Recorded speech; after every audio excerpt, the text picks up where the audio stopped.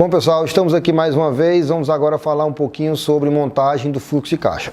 O que é fluxo de caixa? A gente já até falou em algum momento, mas é importante vocês terem, né? E esse fluxo de caixa você trabalha com ele mesmo de forma inconsciente, né? Mesmo sem ser uma forma tão estruturada. Mas o que é isso? Um fluxo de caixa ele é uma receita menos despesa, tá certo? Então, ou seja, eu preciso saber quanto é a receita e a minha despesa, para eu saber quanto é que sobra positivamente ou negativamente no final do mês, certo? Então, se eu pegar o meu orçamento familiar, eu vou ter que pegar lá, pai, quanto é que eu recebo de salário, tanto, quanto é que eu gasto com água, com luz, telefone, parará, e vou ver lá no final se sobra ou não, certo? No caso do empreendimento imobiliário, a gente faz a mesma coisa, o que é que eu recebo de receita, o que é que eu recebo, né? O que é que eu gasto, vou ver lá no final, né? O que é, se é positivo ou se é negativo.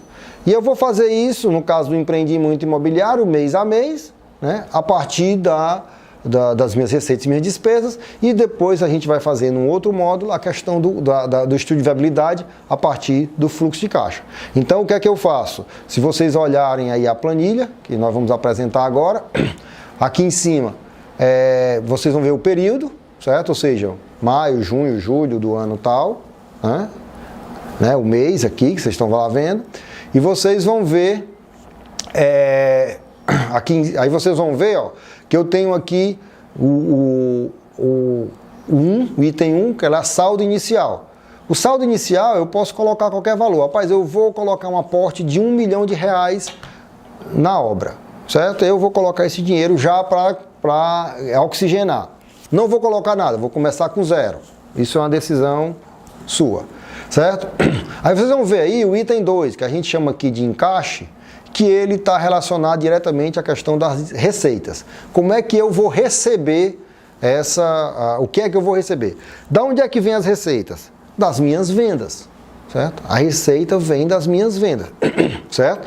Então, se vocês olharem lá, aí tem dentro dessas encaixes aí, receitas, nós temos o 2.1, 2.2, 3, 4 e 5. O 2.1 é sinal, ou seja, o que é isso? Lembra que nós falamos na tabela? Quando nós chegamos na tabela, lá nós vamos definir, rapaz, o cara quando vai vender aquele apartamento, quando ele for comprar aquele apartamento, ele vai dar 10% de entrada. Então, se o valor é 100 mil, o meu sinal é R$10 mil, certo? Então, eu vou colocar aqui R$10 mil. Neste caso, como eu estou trabalhando com empreendimento, se eu vendi 2 apartamentos se eu estou prevendo vender 2 apartamentos por mês, nesse encaixe aí, nesse sinal, eu vou precisar colocar R$20 mil, tá certo? Nesse primeiro mês, tá? Nesse primeiro mês, aí eu não vou mais colocar nenhuma parcela, nenhuma intermediária, nenhuma chave. Aí eu vou definir um valor que é de inadimplência. Rapaz, o que é inadimplência? Rapaz, eu vou considerar aí um risco aí de 5% dos clientes não me pagando. Então eu vou pegar e coloco 5% aí no 2.5, 5%. Vou pegar o valor que está ali, somado, no caso do sinal, 20 mil, vou tirar 5% de inadimplência, certo? Aí o que é que eu faço? Eu vou somar o item 2.1 a 2.5, só que no 2.5 eu retiro, né? Ou seja, eu diminuo. Então sinal, mais parcela, mais intermediárias, mais chaves, menos inadimplência, certo? E eu vou formar o item 2, que é o encaixe, ou seja, o quanto eu recebi naquele mês, ok? O sinal é a entrada, a parcela é que eu pago mês a mês, a intermediária é que normalmente eu pago a cada ano, né? E as chaves é quando eu pago no final, certo? O que eu pago no final. Obviamente, pode ser, por exemplo, chaves aí pode ser o financiamento. Quando eu vendi, eu coloco tudo nas chaves aí, ok? Quando eu pego o financiamento direto do banco. Bom, com isso aí, vamos para o segundo mês. Vamos supor, tudo isso é previsão. Vamos agora no segundo mês, eu vou vender mais 2 apartamentos. Aí eu vou ter um encaixe de mais R$20 mil, que são 2 entradas de 100 mil, de 10 mil, né? E vou ter, agora, vamos supor que eu esteja pagando R$1.000 a parcela. Vou colocar R$1.000 a parcela, certo? Do mês anterior, né? Do mês anterior eu não vendi 2, então nesse mês agora o cliente vai pagar 2 meses. Então eu fico com 20 mil mais 2 mil. Eu recebi nesse mês 22 mil. E a minha inadimplência vai ser 5% de 22 mil. E o meu encaixe vai ser 22. Vai ser os 22 mil menos a inadimplência, vai ter o meu encaixe. Ok? E assim eu vou fazendo sucessivamente, vou fazendo a minha receita, certo? Quando eu vier para cá, eu venho agora, se eu vou para o item 3, que agora são as despesas, certo? Aí, ó, o que acontece com as despesas? Nós temos aí no item, aí nós vamos ter dois tipos de despesas, as variáveis e as fixas. O que são essas variáveis, né? Elas são o valor do imposto. Nós vimos lá que o imposto incide sobre a receita. Então, se eu recebi no primeiro mês 20 mil reais, eu vou, quanto é o imposto que eu defini, no caso lá é 7%, é 7% sobre 20 mil. O item 2, né, que é corretagem, é tantos por cento, no caso aí é 4% sobre o valor de o que foi recebido naquele mês.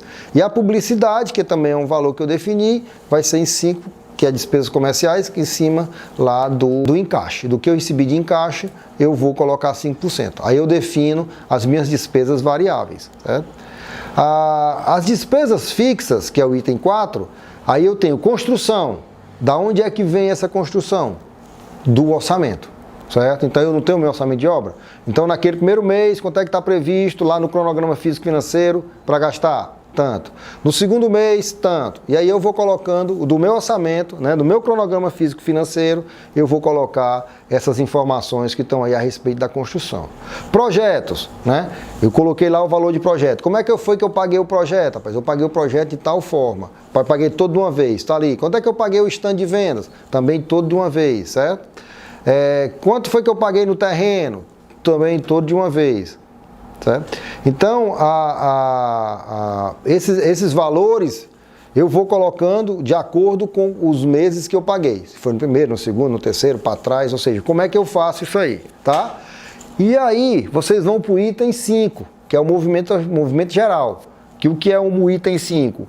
Ele vai ser o valor 2, que é o encaixe, menos 3, menos 4. Se vocês prestarem atenção, o item 2, eu tenho na linha, eu vou ter a soma dos itens 2, 2.1, 2.3. No item 3, eu vou ter a soma dos 3.1, 2, 3, 4, né? Eu vou colocar como despesa variável. E o item 4 é a soma de 4.1, 4.2, 4.3 e assim sucessivamente para formar as despesas fixas. Então, o 5, que é o movimento geral, o que é que vai ser? Ele vai ser o 1, o 2, menos o 3, menos o 4, que é justamente o fluxo de caixa. Receita menos despesa. Aí eu vou ter um valor de movimento geral. O item 6 vai ser o saldo final, que é o item 1 mais o item 5, certo? Ou seja, que aí eu vou ter o saldo final. Se ele for 0 lá, o movimento geral vai ser igual ao saldo final. Se eu coloquei lá 1 milhão, vai ser 1 milhão mais o movimento geral. Ok? Então, o que é que vai acontecer? Aí o que é que vai acontecer? Ó? O saldo final, ele vai do 6, na coluna 2, ele vai ser o saldo inicial, certo? Então, da coluna 2, eu jogo ele lá para cima, ok?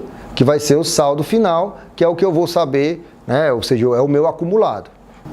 Para montar o fluxo de caixa, o que é importante para mim é o item 5. Porque o item 5, ele vai ser o que eu vou ter de positivo ou negativo mês a mês, certo? Então eu vou ter lá aquele fluxo de caixa que a gente vê lá em matemática financeira, né? Que tem aquele tracinho, tem as despesas e receitas período a período. A gente vai pegar justamente o movimento geral para fazer o fluxo de caixa. Certo? Então esse é muito importante porque a gente precisa, esse é o grande ponto, né, da questão do movimento geral, ok? Então aqui a gente encerra essa etapa aqui de fluxo de caixa, agora a gente vai para uma outra etapa que é a etapa de análise do fluxo